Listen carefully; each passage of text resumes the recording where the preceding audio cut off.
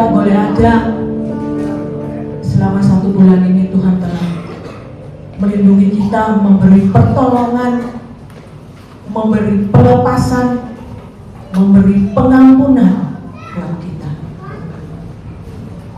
Saya undang saudara untuk bangkit berdiri. Kita satu di dalam doa. Allah Bapa kami dalam kerajaan surga, kami rindu lebih lagi di hadapan-Mu Bapa. Kami rindu lagi Tuhan meninggikan nama-Mu, menyembah-Mu, mengagungkan-Mu Tuhan. Tiada lain yang dapat kami lakukan untuk membalas cinta-Mu, kasih sayang-Mu di dalam kehidupan kami. Terima kasih Allahku, terima kasih Rajaku. Hanya di dalam nama Tuhan Yesus kami siap untuk memuji dan menyembah-Mu Tuhan. Amin.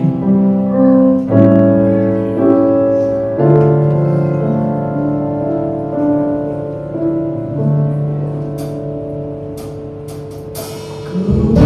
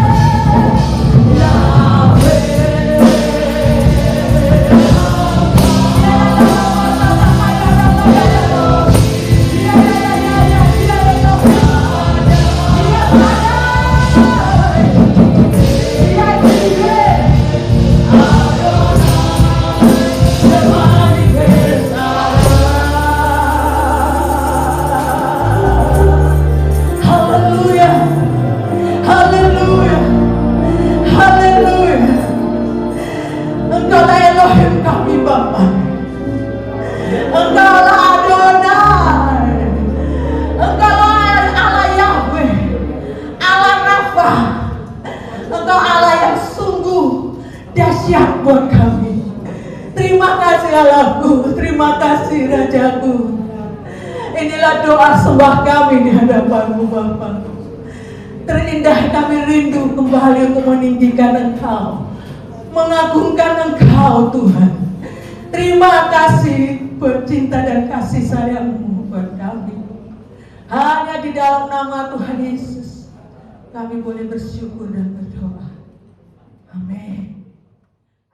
Hanya karena kemurahan-Mu, hanya karena anugerah-Mu, kami boleh ada, kami boleh hidup sampai saat ini. Sebentar kami mendengarkan firman-Mu dan juga perjamuan kudus-Mu.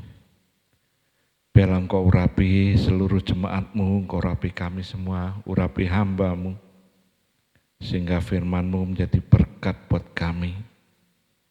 Dan kami boleh juga dipersekutukan dengan tubuh dan darah-Mu. Terima kasih Tuhan, kami siap untuk menyambut firman-Mu. Hanya di dalam nama Tuhan Yesus kami berdoa, haleluya, amin. Silakan duduk. Shalom, selamat pagi atau siang ini. Pagi menjelang siang gitu ya. Puji Tuhan kita boleh ada sampai saat ini hanya karena kemurahan Tuhan. Kalau saya memperhatikan juga dalam setiap kehidupan manusia ini, selalu memperhatikan dan mencermati atau meneliti hal-hal yang terkadang membuat mereka ini menjadi satu yang dijerat, yang diikat, ya. Kita mau lihat apa sih yang diteliti atau dicermati oleh manusia ini.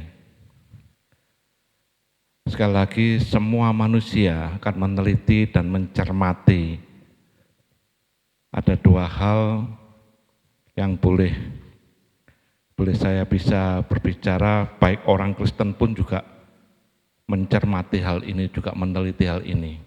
Yang pertama, apa sih yang dicermati dan apa yang diteliti, yaitu tentang berkat, tentang kekayaan, tentang uang, gitu, berbicara seputar itu. Dan mereka ini berusaha terus untuk mencari dan mencapai semua itu. Diteliti, dicermati, bahkan berusaha terus sekuat tenaga sampai mati. Ada istilah ngejar uang terus. Boleh enggak orang Kristen kaya? Ya, boleh. Boleh enggak orang Kristen diberkati? Boleh. Kalau firman Tuhan, tokoh-tokoh dalam Alkitab itu semua diberkati, kaya-kaya. Dari Abraham, Yakub, Ishak, terus semua diberkati. Ayub, itu orang kaya semua. Tapi mereka menyadari bahwa mereka bukan mencermati hanya sampai di titik itu. Kalau mereka mencermati orientasinya hanya sampai pada situ, maka nanti bisa hilang semua. Orang Kristen juga termasuk, seringkali mereka mencermati dan lupa. Sehingga mereka ini terjebak dan mereka istilahnya terikat. Berusaha sekuat tenaga sampai jongkir balik ya. Kepala jadi kaki, kaki jadi kepala, sembuh gak karuan pokoknya. Berusaha mencari ini, mencermati ini. Tapi firman Tuhan mengingatkan, hati-hati kalau mencermati hal ini. Karena semua itu nanti akan hilang. Di Amsal 23, coba bukakan Amsal 23 ayat 4 dan 5. Dikatakan demikian, jangan bersusah payah untuk menjadi kaya. Boleh nggak jadi kaya? Boleh. Ya. Tapi jangan bersusah payah, istilahnya jangan orientasinya hanya pada titik itu. Tinggalkan niatmu itu kalau orientasinya cuman hanya sampai pada titik ini. Karena apa? Ayat yang kelima dikatakan demikian. Kalau engkau mengamat-amatinya, lenyaplah ia. Kekayaan itu lenyap, uang itu lenyap, harta itu lenyap, berkat itu lenyap, katakan ya. Karena tiba-tiba ia bersayap, lalu terbang ke angkasa seperti Raja Wali, hilang. Ini hal pertama yang diamati dan dicermati oleh semua manusia. Orang Kristen juga mengamati ini, meneliti, bahkan mengejar sampai mati-matian. Yang kedua, hal yang dicermati dan yang diteliti oleh semua manusia adalah masa depan. Masa depan, kedudukan, ya, gimana ya nanti ya masa depanku gimana, ya gimana gitu. Makanya dicermati. Mereka berusaha juga mati-matian, mereka melakukan, merencanakan semuanya. Boleh nggak semua atau orang Kristen punya rencana? Bukan boleh, harus punya rencana. Kalau nggak punya rencana, nggak punya planning, mereka ogah-ogahan hidup ini. Mereka hidup semaunya. Mereka bergerak, besok gimana Pak? Wis sembuh. Besok gimana? Wah nggak ngerti lah. Wah, itu nggak punya rencana, nggak punya planning. Tapi orang Kristen pun juga harus punya rencana, harus punya planning. Untuk masa depan harus ada. Bukan berarti nggak punya, harus mempunyai. Tapi orientasinya, titik akhirnya bukan di situ. Karena kalau hanya titik akhirnya pada rencana, planning, tadi uang, kekayaan, harta, terus kedudukan juga, kalau berhenti sampai situ habis juga, saudara. Firman Tuhan juga mengatakan, ayo kamu juga harus punya rencana loh. Perencanaan ketika kita tidak bergerak, perencanaan ketika kita tidak berperang istilahnya. Coba bukakan Amsal 24 ayat yang ke-6. Amsal 24 ayat 6. Karena hanya dengan perencanaan kau dapat berperang. Dan kemenangan tergantung pada penasihat yang banyak.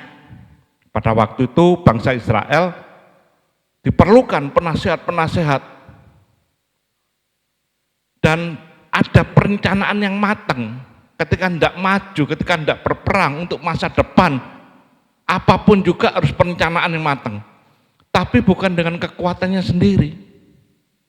Nah, firman Tuhan juga menegaskan bahwa kita punya Allah yang luar biasa, penasehat yang ajaib.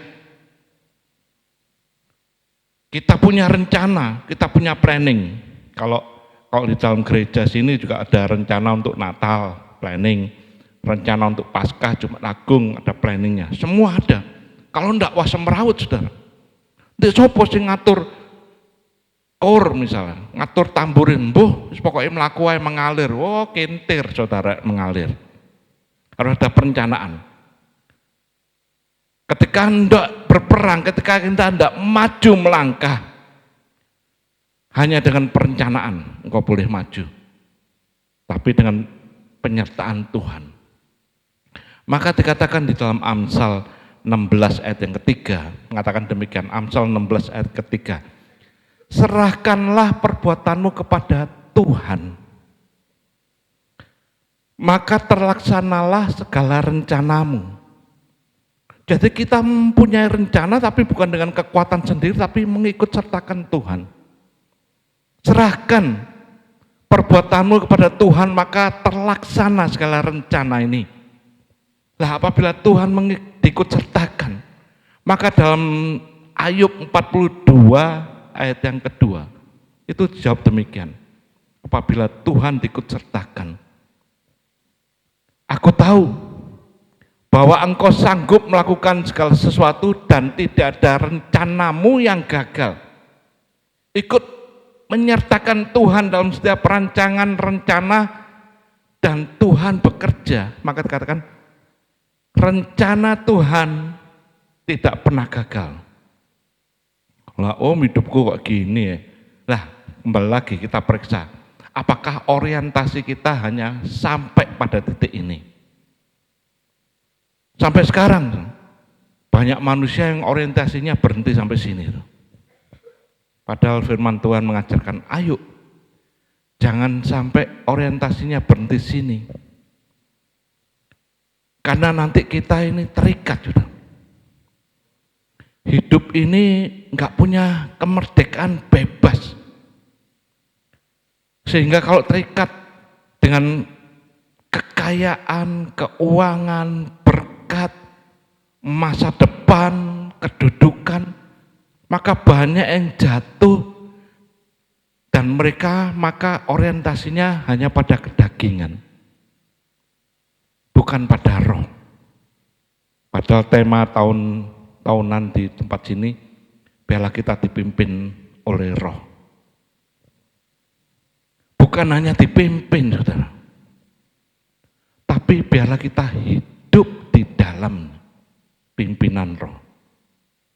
Maka tema pagi hari ini, biarlah hidup di dalam pimpinan Roh Kudus. Hidup di dalam pimpinan Roh Kudus. Bukan hanya berjalan, tapi hidupnya di bawah, di dalam pimpinan Roh Kudus. Coba buka Galatia 5 ayat 16. Galatia 5 ayat 16. Maksudku ialah hiduplah oleh roh, maka kamu tidak akan menuruti keinginan daging.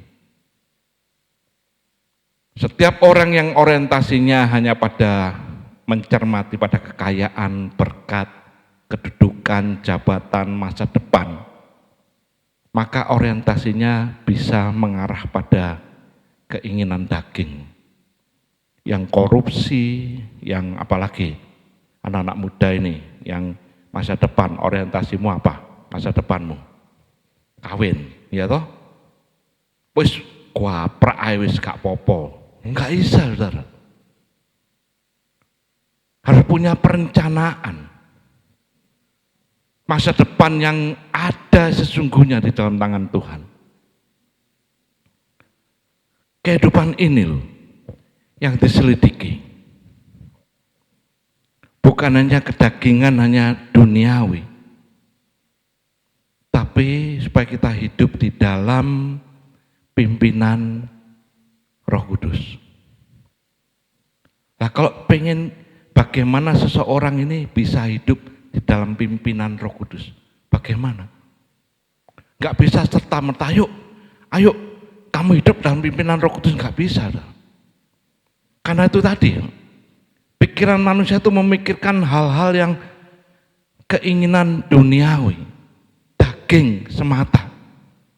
Sehingga kita dikatakan kita ini menjadi hamba, diperbudak, menjadi miliknya duniawi. Jadi kalau mengikuti hidup dalam pimpinan roh harus diubah dulu. Bukan menjadi miliknya duniawi, tapi diubah untuk menjadi miliknya Kristus. Maka kita bisa memikirkan ke sana. Kalau kita masih miliknya duniawi, ya nggak bisa. Tuhan Yesus mengerti setiap manusia yang berdosa ini, setiap manusia yang ada dalam dunia ini, setiap manusia yang memikirkan orientasinya pada dagingan duniawi, mereka milik dunia. Yuk kita baca dulu ya. Yohanes 15 ayat 19. Yohanes 15 ayat 19. Sekiranya kamu dari dunia, tentulah dunia mengasihi kamu sebagai apa? Miliknya. Karena orientasinya ke sana. Tetapi karena kamu bukan dari dunia, melainkan aku telah memilih kamu dari dunia, sebab itulah dunia membenci kamu. Nah sekarang pertanyaan, bagaimana seorang bisa hidup di dalam pimpinan Roh Kudus kalau belum menjadi miliknya? Lah kepemilikan inilah yang harus dilakukan supaya kita berubah status menjadi milik Kristus.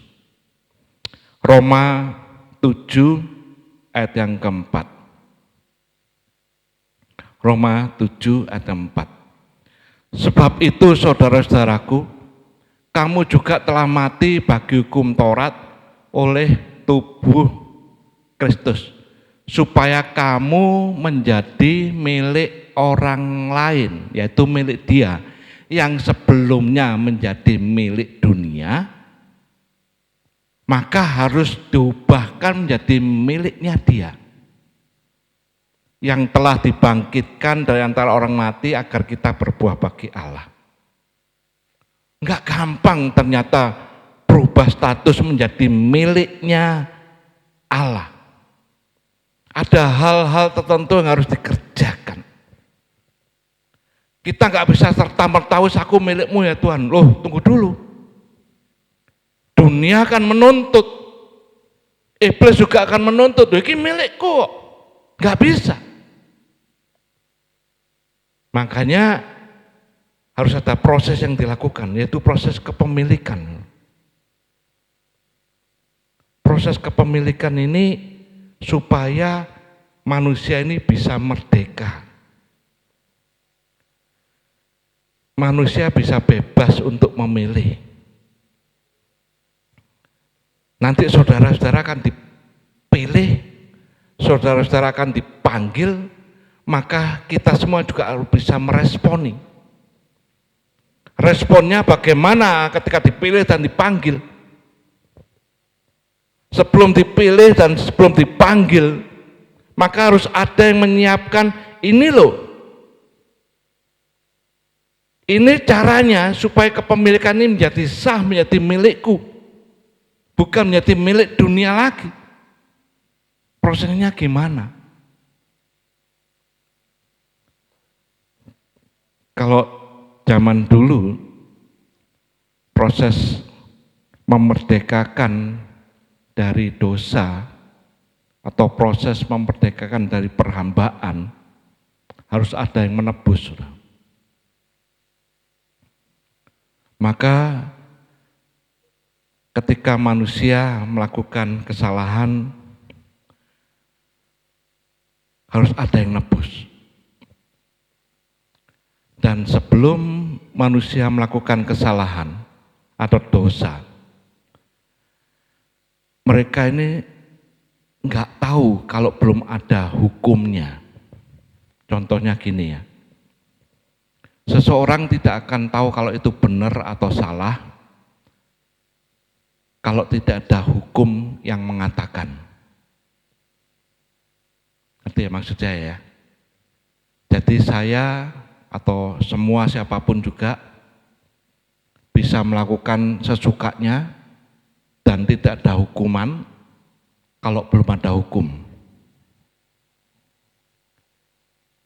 Kendaraan lalu lintas kalau nggak ada hukumnya, nggak ada rambu-rambu, nggak ada tanda-tanda lalu lintas, maka apabila terjadi sesuatu nggak ada hukumnya.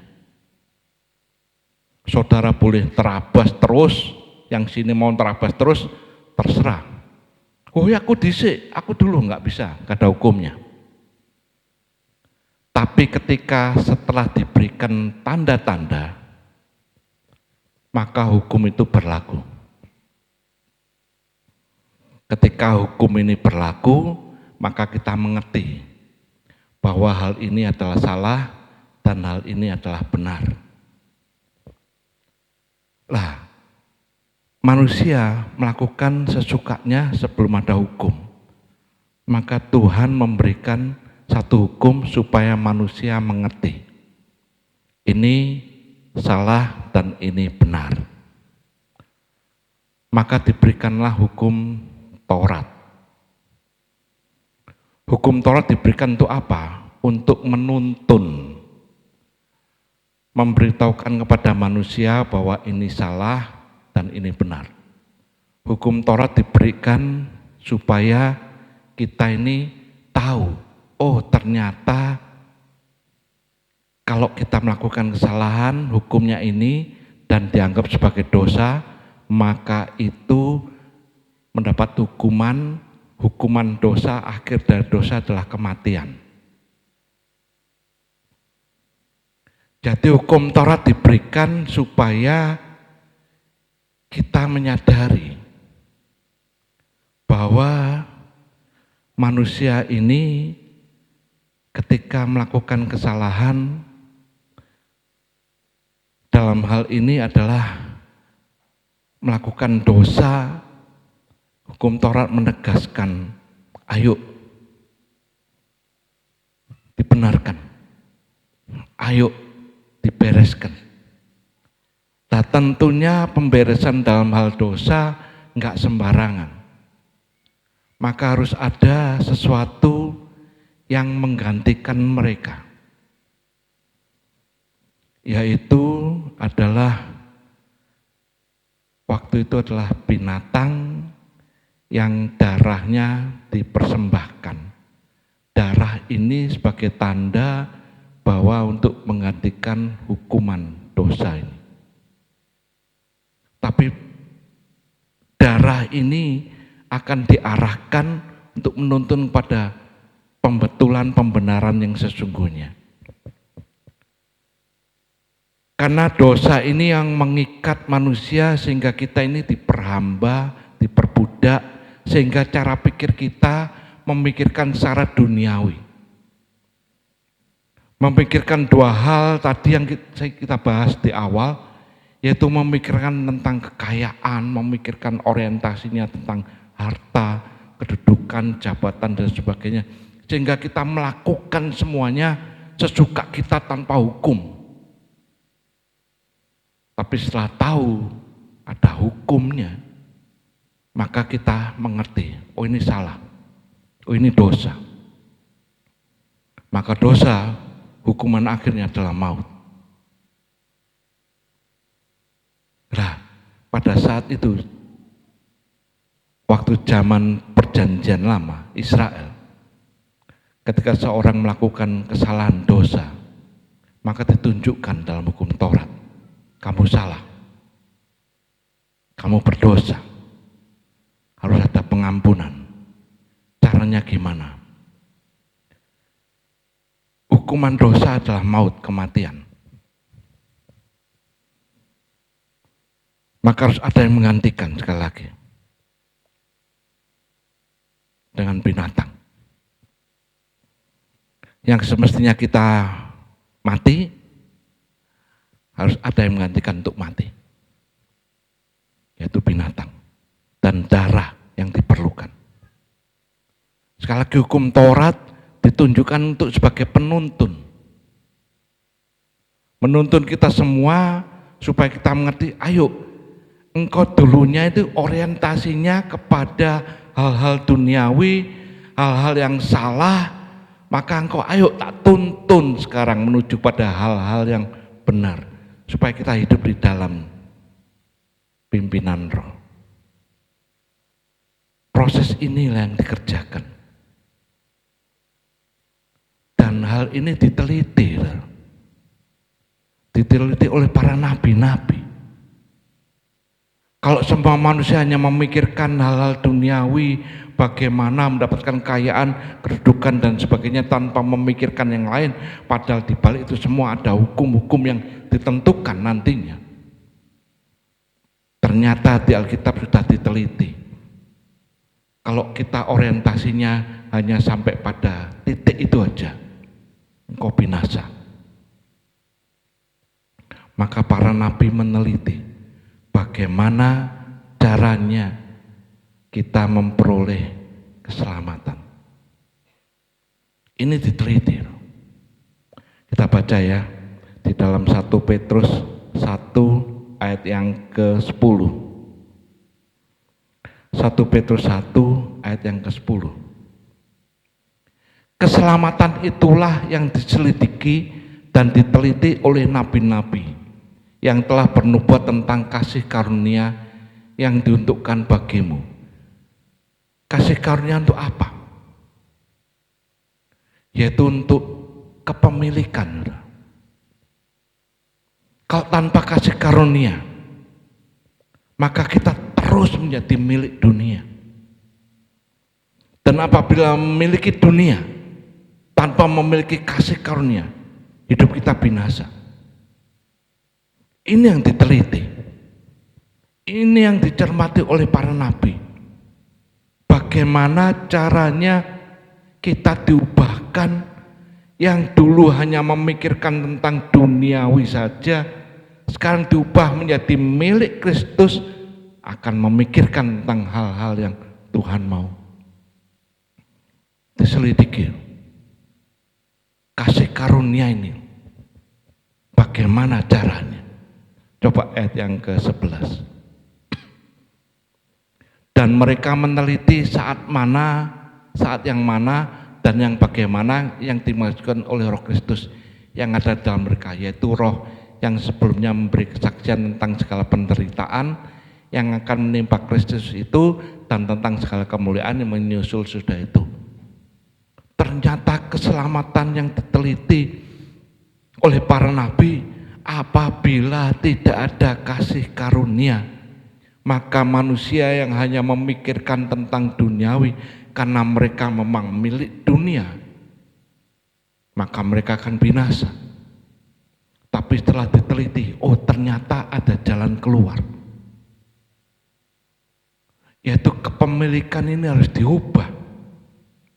Yang dahulu menjadi miliknya dunia, maka harus menjadi milik Kristus. Caranya diteliti, ada kasih karunia. Kasih karunia inilah berbicara tentang penderitaan yang menggantikan kematian. Kematian yang kekal diubah menjadi hidup yang kekal. Sekali lagi, kepemilikan ini dikatakan segala penderitaan yang akan menimpa Kristus, itu yang diselidiki. Ternyata ketika dicermati dan diteliti, ini yang harus diutamakan. Coba ayat yang keempat. Ayat yang keempat. Yaitu untuk menerima suatu bagian yang tidak dapat binasa, yang tidak dapat cemar, dan yang tidak dapat layu, yang tersimpan di surga bagi kamu. Ini. Maka ketika firman Tuhan dikatakan, hendaklah engkau hidup di dalam roh, dalam pimpinannya. Bagaimana caranya kita bisa hidup di dalamnya kalau belum menjadi milik Allah? Bagaimana kita bisa menjadi milik Allah kalau nggak ada orang yang memilikinya? Bagaimana caranya? Prosesnya ini. Maka kita bersyukur saat ini. Sekali lagi, pada saat perjanjian lama, hukum Taurat diberikan, dinyatakan engkau bersalah, engkau benar, ada dosa, ada hukuman dosa. Kalau engkau hanya memikirkan dan menjadi milik dunia, udah mati, binasa. Maka hukum Taurat diberikan. Dan sekali lagi, kesalahan atau dosa, hanya kepemilikan dunia, akhirnya adalah maut. Segala dunia boleh engkau miliki, tapi pada akhirnya binasa. Tapi terpujilah Tuhan, Dia sudah mengaruniakan dengan kasih karunia ini, maka kepemilikan ini menjadi sah. Saudara dan saya sudah menjadi milik yang dahulunya memang akan binasa. Tapi karena menjadi miliknya, maka kita boleh hidup. Coba Roma 1 ayat 6. Roma 1 ayat 6. Kamu juga termasuk di antara mereka. Kamu yang telah dipanggil menjadi milik Kristus. Di antara mereka, maksudnya di antara mereka yang hanya memikirkan soal duniawi, hanya memikirkan soal orientasi kepada hal-hal yang kekayaan, kedudukan, jabatan, semua tanpa memikirkan ke depan. Padahal kepemilikan inilah yang sangat penting. Kita mau lihat diri kita. Apakah sekarang kita menjadi miliknya atau ya hanya milik-milikan, merasa punya, merasa menjadi miliknya, tapi kita belum hidup di dalamnya. Maka ketika Yesus melakukan hal ini semua, prosesnya yang dilakukan ini, itu memanggil saudara dan saya. Ngerti ya? Jadi proses ini yang penting. Dan kita meresponin enggak?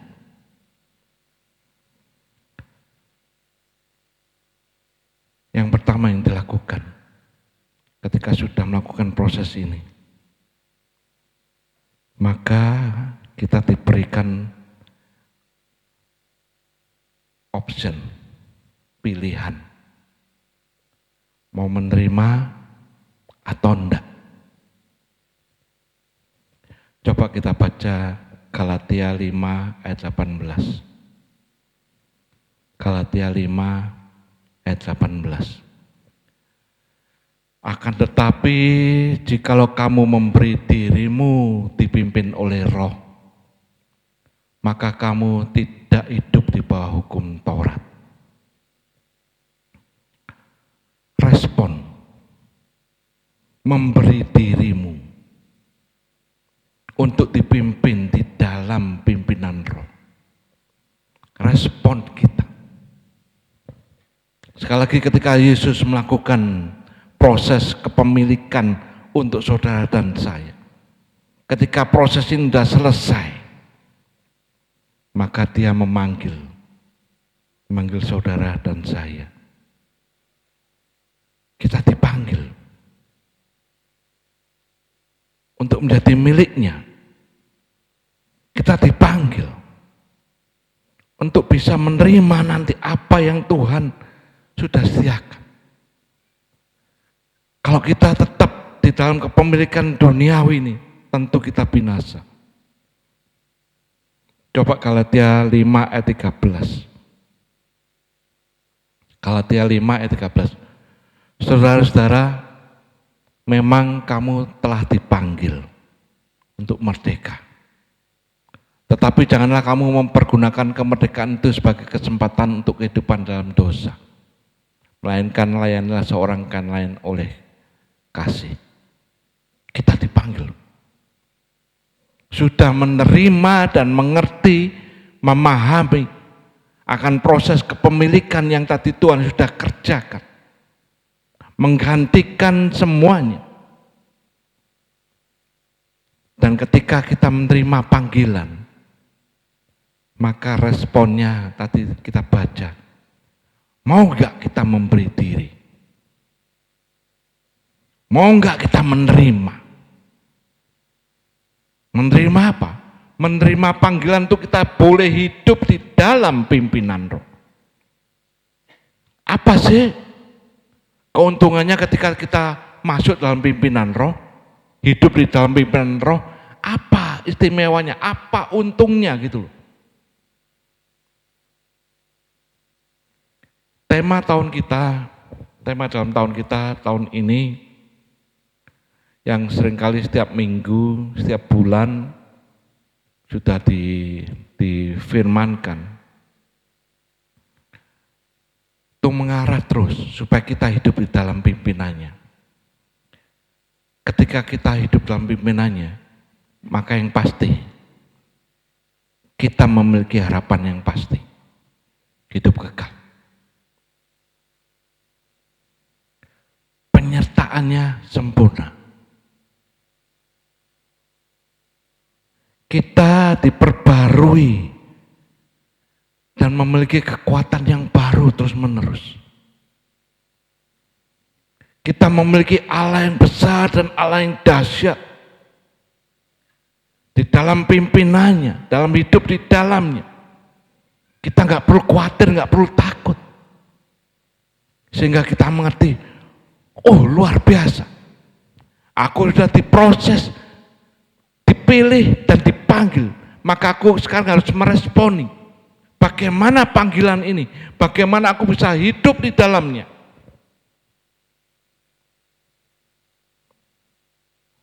Maka ketika kita meresponi, ketika kita boleh hidup di dalamnya. Coba Galatia 5:25. Galatia 5:25. Jikalau kita hidup oleh Roh, baiklah hidup kita juga dipimpin oleh Roh.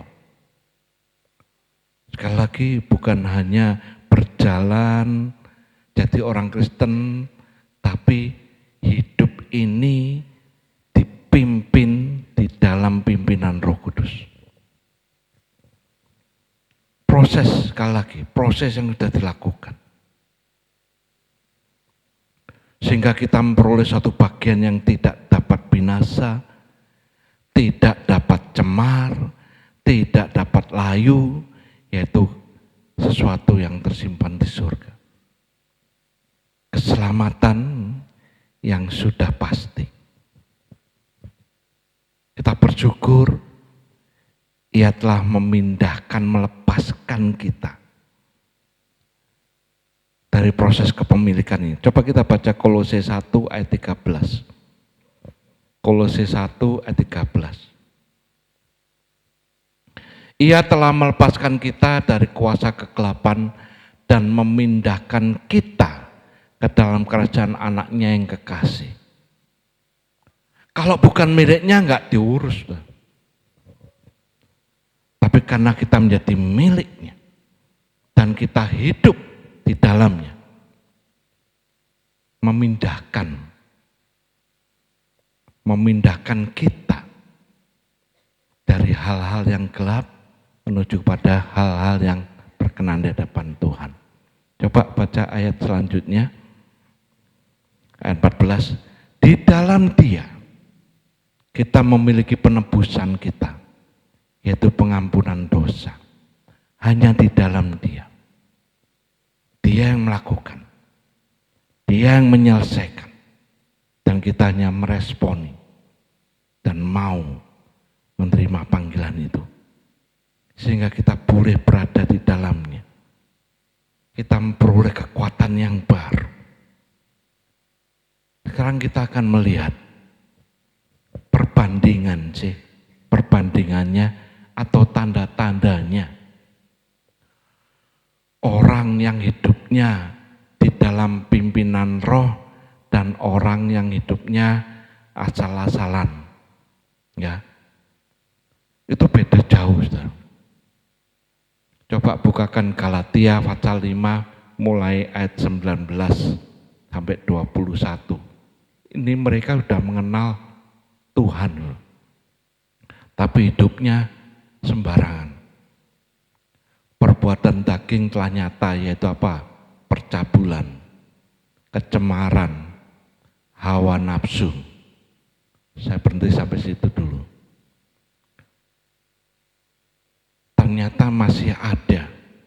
Walaupun mereka mengaku sebagai orang yang percaya, aku milik Tuhan, milik-milikan. Merasa sudah menjadi milik Tuhan. Tapi ternyata belum benar-benar menjadi milik Tuhan. Perbuatan dagingnya masih nyata. Percabulan, kecemaran, hawa nafsu. Terus ayat 20 dikatakan penyembahan berhala, sihir, perseteruan, perselisihan, iri hati, amarah, kepentingan diri sendiri, percideraan, roh pemecah 21, kedengkian, kemakuan, banyak ternyata. Nah, ketika mereka melakukan hal ini dikatakan tidak akan mendapat bagian dalam kerajaan Allah. Mereka tidak hidup di dalam pimpinan Roh Kudus. Loh, aku gak benci om, saya aku gak apa ya? Terus aku gak marah, tapi ndok raine mblenek ya padha ae. Nah ini ternyata masih ada. Nah, proses ini yang perlu dibereskan. Sehingga kita benar-benar memiliki dan dimiliki.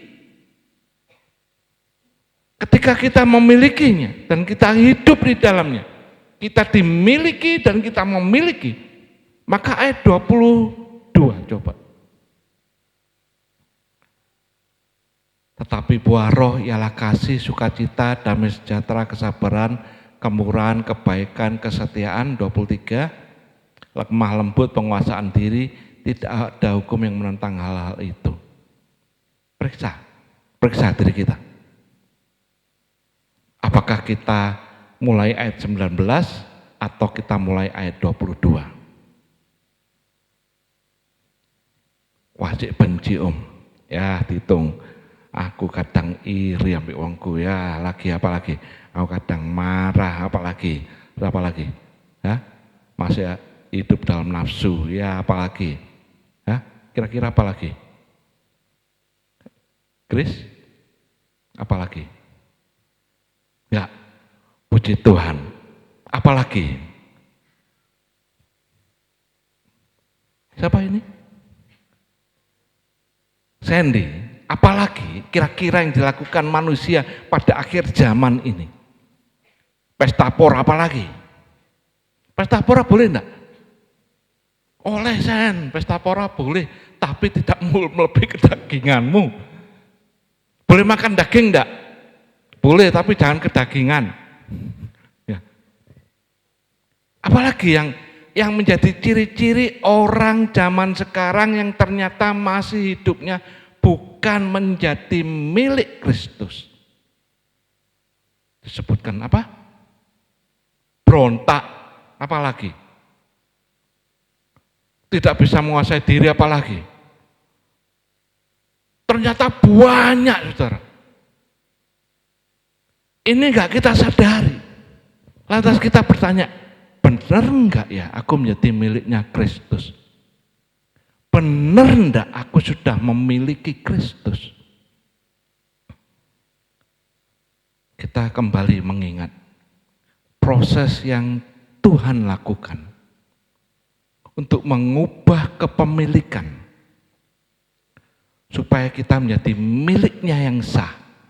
Enggak gampang. Prosesnya sangat susah dan sampai mati pun dilakukan. Nah kita perhatikan, iya ya, aku setiap bulan ini ikut perjamuan kudus, mengerti bahwa ini adalah korban Yesus, menunjukkan kasihnya untuk memindahkan aku dari kegelapan menuju pada kerajaannya, terang. Tapi kenapa hidupku kok seperti ini ya? Nah, ketika kita menyadari, ayo respon tadi ya, kita dipilih, kita dipanggil, respon pun sekarang yang benar-benar. Maka ketika kita meresponi, maka hidupmu akan mengalami perubahan. Maka di dalam ayat 22 dikatakan sukacita, damai, sejahtera, sabar, kemurahan, kebaikan, kesetiaan. Lantas apalagi 23? Lemah lembut, penguasaan diri. Isok menguasai diri enggak? Ini sing anak-anak muda ini. Sing ketok penguasaan diri bisa enggak? Ya, nah ini siapa ini? Belakangnya Jerry siapa? Adial. Mau weding ini bisa enggak penguasaan diri? Kau dibanting sekali jempalik nih. Bukan hal ini, tapi penguasaan diri ini penting ternyata. Penguasaan diri dalam hal apa? Kalau kita baca Galatia 5 ini, ternyata mengatakan demikian. Coba kita baca ya Galatia 5 di pasal 5 ayat yang terakhir-terakhirnya. Ayat 25. Jikalau kita hidup oleh roh, baiklah hidup kita juga dipimpin oleh roh. Ayat 26. Janganlah kita gila hormat, janganlah kita saling menantang, dan janganlah kita saling mendengki. Ini penguasaan diri. Sik nantang enggak mbek wong tua? Enggak om, aku enggak nantang lek kayak duit jajan. Masih ada yang gila hormat enggak di sini? Enggak om, pokoknya aku kayak jabatan aku menang. Ya podo ae. Itu dikatakan gila hormat. Di jemaat ini ada enggak yang wah. Ya? Gak ono sing ngaku Denny ngomong gini. Ada. Lah ini contoh-contohnya penguasaan diri. Apabila kita hidup di dalam pimpinan Roh Kudus, ya kita enggak melakukan hal-hal ini. Dan kita bersyukur Tuhan sudah melakukan semuanya untuk kita bisa hidup di dalamnya. Supaya kita bisa hidup di dalamnya. Dan kita menerima, dikatakan suatu bagian yang tidak binasa, suatu bagian yang kekal. Dan selama hidup dalam dunia ini juga kita mengalami damai sejahtera. Tapi kalau nggak ada Tuhan di dalammu dan kau juga bukan miliknya, maka hidup manusia tersebut akan sembarangan. Tapi apabila menjadi miliknya, ada rambu-rambu, tanda-tanda yang menghalangi kita untuk melakukan kejahatan. Ini enggak boleh ya. Ini enggak bisa loh ya. Ini jangan dilakukan loh ya. Karena kita terus dipimpin menuju pada satu kesempurnaan. Firman Tuhan juga mengatakan, maka tentang segala penderitaan yang akan menimpa Kristus ini akan berbicara juga tentang segala kemuliaan yang menyusul. Apabila kita juga hidup di dalamnya, maka dikatakan juga kemuliaan yang akan menyusul dalam hidup setiap pribadi. Bila kita pada siang hari ini juga mau. Nah, kalau orang yang sudah mengerti bahwa mereka memperoleh penebusan, mereka memperoleh pemindahan, tapi mereka melakukan seenaknya, bisa enggak kira-kira? Bisa enggak Mbak Eti? Seseorang yang sudah memperoleh, seseorang yang sudah mengerti, kira-kira bisa enggak melakukan kesalahan? Sangat mudah. Dan mereka bisa keluar dari ajaran yang sudah diterima. Apabila mereka keluar dari ajaran ini, dikatakan mereka, dengan kata lain mereka tidak memiliki Allah lagi. Ketika mereka tidak memiliki Allah lagi, maka mereka juga tidak memiliki Bapa, tidak memiliki anak itu. Dan ketika mereka tidak memiliki anak, tidak memiliki Bapa, tidak memiliki Allah, maka mereka juga tidak memiliki hidup. Dengan kata lain, mereka binasa. Jadi ada beberapa orang pun yang sudah memiliki tapi keluar. Ada. Nah, kita perhatikan. Kita selalu diingatkan dalam perjamuan kudus. Aku terus mengingat pengorbanan Tuhan supaya aku tidak keluar. Kita baca ya, 2 Yohanes 1 ayat 9. 2 Yohanes 1 ayat yang ke-9. Dikatakan demikian. Setiap orang yang tidak tinggal di dalam ajaran Kristus, tetapi yang melangkah keluar dari situ, mereka tidak memiliki Allah. Barang siapa tinggal di dalam ajaran itu, ia memiliki Bapa maupun anak. Barang siapa memiliki anak, mereka memiliki hidup. Berarti apabila mereka keluar, maka mereka tidak memiliki hidup. Mereka hanya Kristen, pengakuan KTP bisa. Tapi sebenarnya apakah mereka benar-benar memilikinya? Setiap kali perjamuan kudus sekali lagi, kita selalu diingatkan. Dia sudah berkorban, dia sudah memberikan segalanya,